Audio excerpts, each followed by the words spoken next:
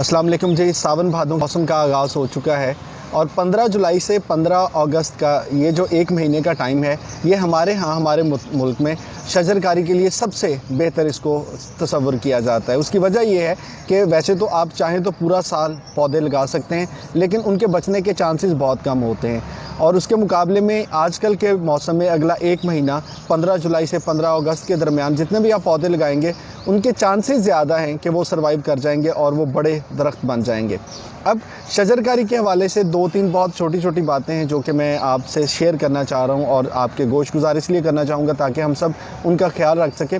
आमतौर पे जब शजरकारी होती है तो हमारा ख्याल होता है कि हम ज़्यादा से ज़्यादा दरख्त या पौधे लगाएँ। अब नर्सरी में जाते हैं तो नर्सरी में मुख्तलिफ़ कीमत के पौधे मिलते हैं। उसमें 10 रुपए वाला, 20 रुपए वाला पौधा भी होगा, 30 रुपए वाला पौधा भी होगा। तो हम ये चाहते हैं कि चलो यार ज़्यादा पौधे अगर हम लगा दें तो शायद ज़्यादा सवाब है, नीयत बड़ी अच्छी है। लेकिन इस वजह से होता क्या है कि हम अगर 10-20 वाले पौधे 10 पौधे भी लगाते हैं तो उसमें से शायद कोई 1 या 2 पौधे ग्रो करेंगे। इसके मुकाबले में अगर आप 50 या 100 रुपए वाला बड़ा पौधा जो है वो लगाएंगे तो उसके चांसेस ज़्यादा हैं कि वो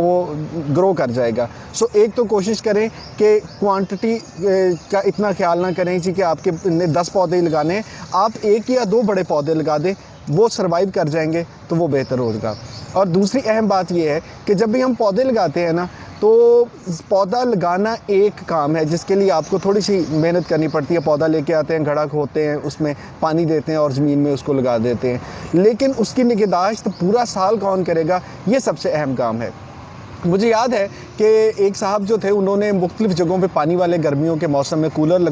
रखवा दिए और कूलर रखवाने के बाद वो इस बात में मुतमईन थे और खुश थे कि मैंने बहुत से जो जगहों पे सदका जारिया के तौर पे पानी के कूलर रखवा दिए। कुछ अरसे के बाद पता चला कि उनमें से कोई भी कूलर जो है वो सलामत नहीं था। किसी का गिलास चोरी हो गया, कोई कूलर ख़राब हो गया, किसी में पानी नहीं डाला जा रहा था, किसी को चलाया नहीं जा रहा था। तो समझ ये आई कि आप सदका जारिया के लिए ठंडे पानी के कूलर रखना चाहते हैं तो वो एक काम है, लेकिन उसको रोज़ मेंटेन कौन रखेगा, उसका ख्याल रखना वो इससे भी अहम काम है। इसी तरह से दरख्त लगा देना, पौधा लगा देना, ये एक बड़ा नेकी का काम है, लेकिन उस पूरे साल में जब तक वो तनावर दरख्त नहीं बन जाता, उसकी निगहदाश्त कौन करेगा, उसको पानी कौन देगा, उसको जानवरों से कौन बचाएगा, उसको मोहल्ले के शरारती बच्चों से कौन महफूज रखेगा, ये एक दूसरा अहम काम है। सो एक तो बड़े पौधे लगाएं और दूसरा ये कि जहाँ पे भी आप पौधा लगा रहे हैं या तो उसकी ज़िम्मेदारी खुद लें, अगर खुद नहीं ले सकते तो किसी न किसी ऐसी जगह पे पौधा लगाएं जहाँ पे कोई उसकी